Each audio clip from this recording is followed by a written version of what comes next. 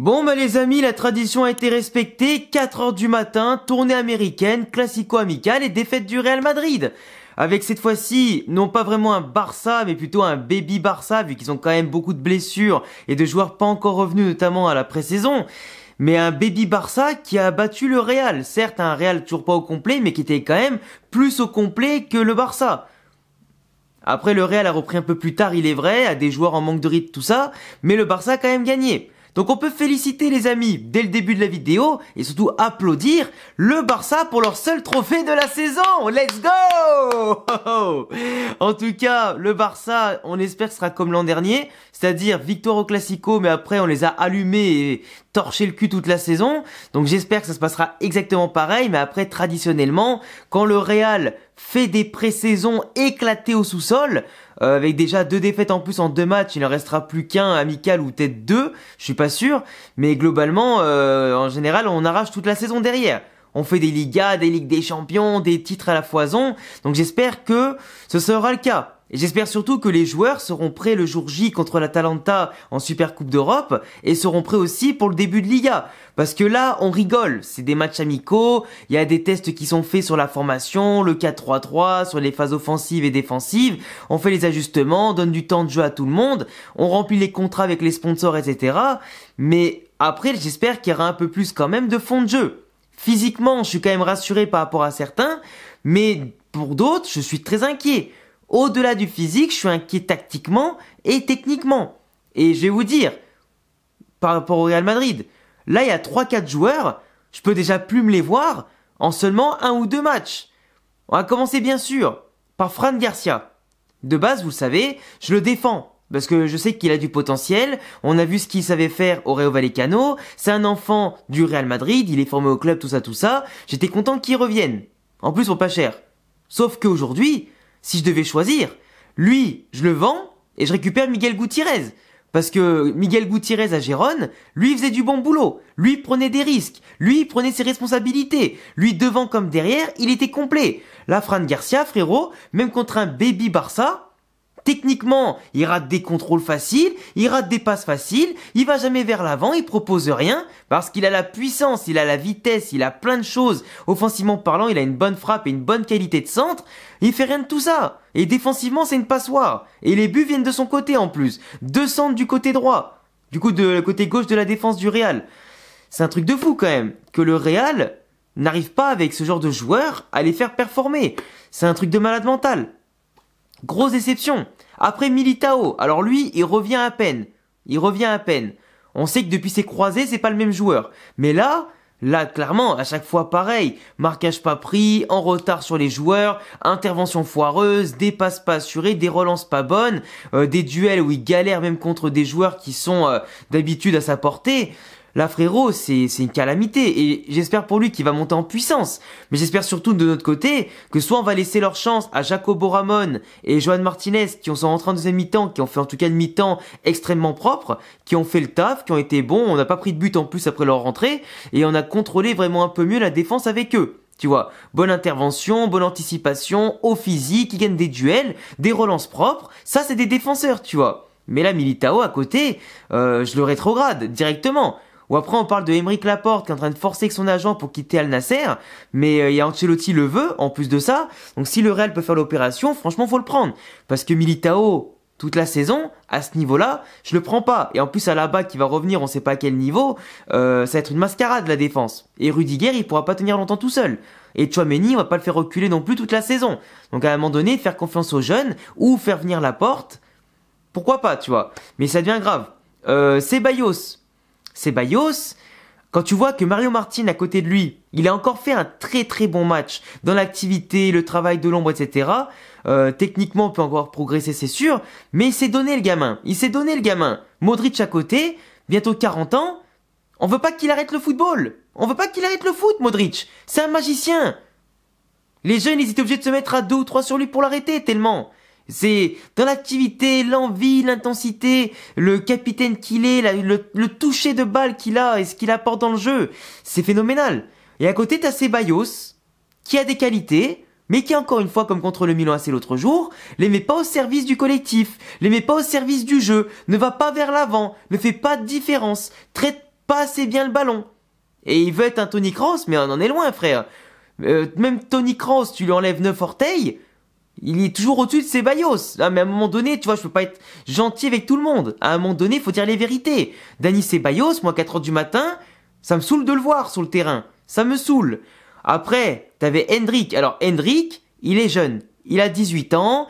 Il vient du Brésil, faut qu'il s'adapte encore. Il a quelques petits touchés de balle, il fait des tentatives de remise à une de touches de balle qui sont pas mal. Mais c'est vrai que dans les déplacements, avec et sans ballon, c'est compliqué. On a du mal à le trouver, il a du mal à se mettre en évidence, il a tenté une frappe à un moment donné avec un contrôle frappe assez rapide. Donc on sent qu'il a l'instinct du buteur, qu'il a une capacité à déclencher rapidement. Mais si on te trouve pas, ou si tu sais pas te décoller des marquages, à prendre les espaces et surtout à te rendre utile dans le collectif, ou à mettre de la présence dans la surface, bah c'est compliqué, t'es invisible en fait. Donc pour moi, Hendrick aujourd'hui, ça met du temps à rentrer dans le moule. Forcément, un football européen, un nouveau vestiaire, une nouvelle langue, une nouvelle culture, c'est compliqué à cet âge-là. Il va falloir sûrement attendre, un peu comme Vinicius et Rodrigo, peut-être 1 an ou 2 avant qu'il explose vraiment. S'il est pas très prêté entre-temps.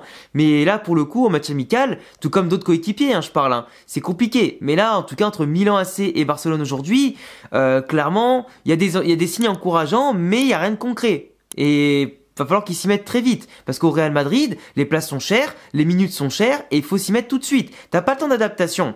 On a été patient pour Rodrigo et Vinicius parce qu'on était en post-Cristiano et qu'en plus Eden Hazard était aux abonnés absents et que Gareth Bale on l'avait jeté aussi. Donc forcément t'avais pas le choix de compter sur eux. Là la concurrence elle est là parce que pour parler des bons joueurs, Brahim, Arda Güler, mais pour moi ça mérite pas d'être remplaçant. Ces mecs-là, ils font tout. Le jeu, la percussion, les occasions, ils replacent les coéquipiers, ils vont récupérer les ballons, ils percutent, ils sont à la construction, à la finition. Ils sont partout les mecs. Arda la passe D sur corner et je pense qu'avec lui, on a trouvé le meilleur tireur de coups francs ou de corner possible. Même si Rodrigo, je pense que c'est lui qui va tirer les coups francs quand il sera sur le terrain.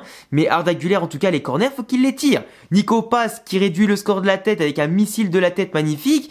Mais vraiment, sinon, à part Brahim Arda et peut-être Modric et Mario Martin qui ont fait un super match, les autres, pas ouf, tu vois.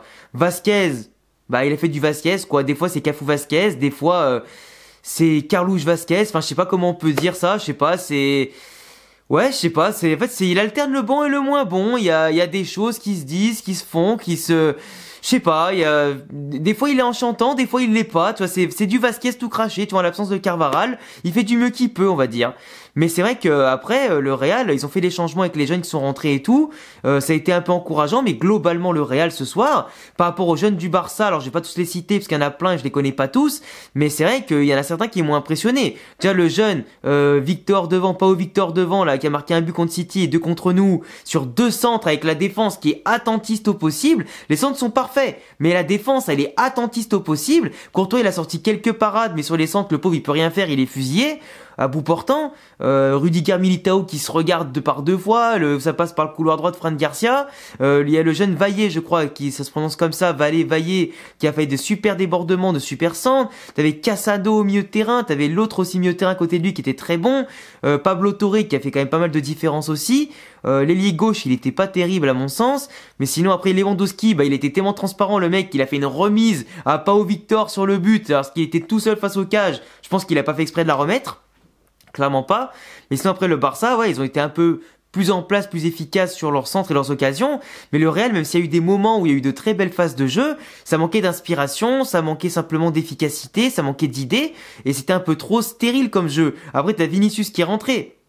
Et ça a apporté un peu de dynamisme. Mais je veux dire, tu sors Brahim pour faire rentrer Vinicius, tu sors un détonateur pour en faire rentrer un autre. Au lieu d'avoir les deux sur le terrain en même temps, du coup, tu enlèves une pièce forte pour mettre une autre pièce forte. Après, c'est qu'un amical. Faut prendre le rythme, on se blesse pas. En plus, c'est vrai que j'en ai pas parlé, mais le match qui est décalé d'une heure et quelques pour un peu de pluie, parce qu'il y a eu un peu de tonnerre qui est parti un petit peu loin du stade. Enfin, dans le rayon d'action de 12 km autour du stade apparemment. Aux États-Unis, il faut que ça s'arrête, ou du moins que tout le monde sorte et se mette à l'abri s'il y a des éclairs, de la foudre à 10 km environ du stade. Mais c'est vrai que aux États-Unis, l'organisation pour un tel événement, c'est un peu honteux. Tu sais qu'il y a une potentielle tempête et tout.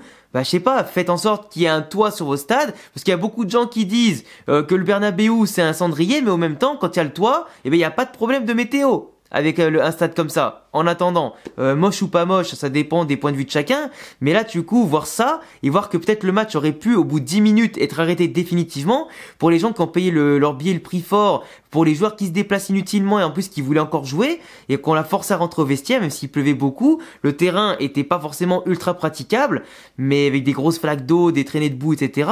Mais c'est vrai que c'était catastrophique à ce niveau-là et j'ai failli rester éveillé au début pendant des heures pour pas grand-chose, et vous aussi d'ailleurs. Mais c'est vrai qu'après le Baby Barça, en tout cas avec le Hansi Flick, tu sens qu'il y a quand même des choses à peaufiner, mais dans les mouvements ça apporte beaucoup de choses, c'est en mouvement perpétuel, t'as de belles transitions de jeu, c'est plus vertical, il y a des lâchers de balles beaucoup plus rapides, ça tente leur chance beaucoup plus facilement, avec les bonnes zones du terrain qui sont trouvées. Franchement, avec les futurs, en tout cas, jeux déployés avec l'équipe type qui sera de retour, j'ai hâte de voir ce que ça peut donner côté Hansi Flick. Mais en tout cas, c'est pour ça aussi que le Real doit pas prendre pour acquis la saison qu'ils viennent de faire et profiter des renforcements de l'effectif, des nouvelles tactiques et des jeunes en tout cas comme Arda Güler qui prennent le jeu à leur compte, qui explosent de plus en plus, qui puent le football entre guillemets, pour ne pas en tout cas se laisser rattraper par le Barça. Faut continuer de dominer sur le terrain des compétitions officielles. Après amicales, on peut leur laisser, c'est pas grave. Mais il faut pas que cette emprise psychologique vienne à s'inverser dès le début de saison, ou en tout cas durant la saison. Parce qu'Hansi Flick, je pense qu'avec du temps, il fera de belles choses. Il faudra lui montrer que peu importe le temps qu'il a, on sera toujours meilleur. Forcément, en Ligue des Champions, l'intensité sera différente. T'auras des joueurs qui seront différents. Mais ce que je veux dire, c'est que le Real doit mieux réussir sa préparation au niveau tactique, au niveau physique et technique. Le 4-3-3, pour l'instant, le retour, il est un peu compliqué. C'était mieux le 4-4-2, c'était plus équilibré, plus efficace. Mais encore une fois, attendons de voir avec Tchouaméni, Camavinga, Vinicius, Carvajal, Rodrigo, Valverde, Bellingham, Mbappé, ce que ça va donner. Parce que là, pour l'instant, on n'a pas tout le monde. Il y a des jeunes, etc. Il y a des joueurs pas en confiance, pas remis. Faut attendre. Mais en tout cas, pour l'instant, les enseignements qu'on tire, c'est qu'il y a de belles phases de jeu, il y a des joueurs qui se montrent et que la concurrence sera rude. Et que Vinicius, tu vois, par exemple, il est rentré, il a apporté du danger, ça a été un poison, il essayait en tout cas de mettre la pression sur son vis-à-vis en le dribblant et en essayant de l'humilier un maximum. Mais après, il faisait beaucoup d'erreurs techniques, il perdait beaucoup la balle, il a beaucoup tenté, mais après, c'est vrai qu'il était un peu seul, pas de présence devant, très peu en soutien et tout. Mais c'est vrai qu'il a voulu trop en faire trop vite, en tout cas en rentrant aujourd'hui. Et puis voilà, après c'est comme ça, c'est qu'un match amical. Mais en tout cas, j'attends mieux du Real pour le match contre Chelsea et surtout l'Atalanta qui sera un match qui compte pour un trophée, le premier de la saison. Donc on verra bien ce que ça vaut. Je vous laisserai me dire en commentaire vos notes sur 10 pour le match du Barça et du Real. Qui sont vos tops, qui sont vos flops. J'ai analysé les flops tout à l'heure. Après, j'ai pas parlé de tous les joueurs non plus parce qu'il y en a tellement qu'on y passerait longtemps. Mais j'ai parlé en tout cas de l'essentiel. Bravo quand même à Nico Paz d'avoir réduit le score et d'avoir apporté un peu d'étincelle dans cette défaite et cette petite claque amicale. Et puis en tout cas, bravo au jeune Pau Victor qui a marqué un doublé contre le Real pour son premier classico amical. On verra bien en officiel ce que ça donne et s'il aura du temps de jeu ou pas, par rapport notamment à Vitor Roque, Lewandowski, toute la clique et la concurrence qui a quand même au Barça de plus en plus. Et puis voilà, après on verra ce que les équipes feront d'ici la fin du mercato. Et puis voilà, je vous dis à bientôt les amis pour de prochaines vidéos, plus en forme qu'à 4h du matin évidemment. Et puis prenez soin de vous. Abonnez-vous, cochez la cloche, mettez le petit pouce bleu, les raisons en description, à la Madrid, in a Damas, et bravo encore au Barça pour leur victoire. Ciao!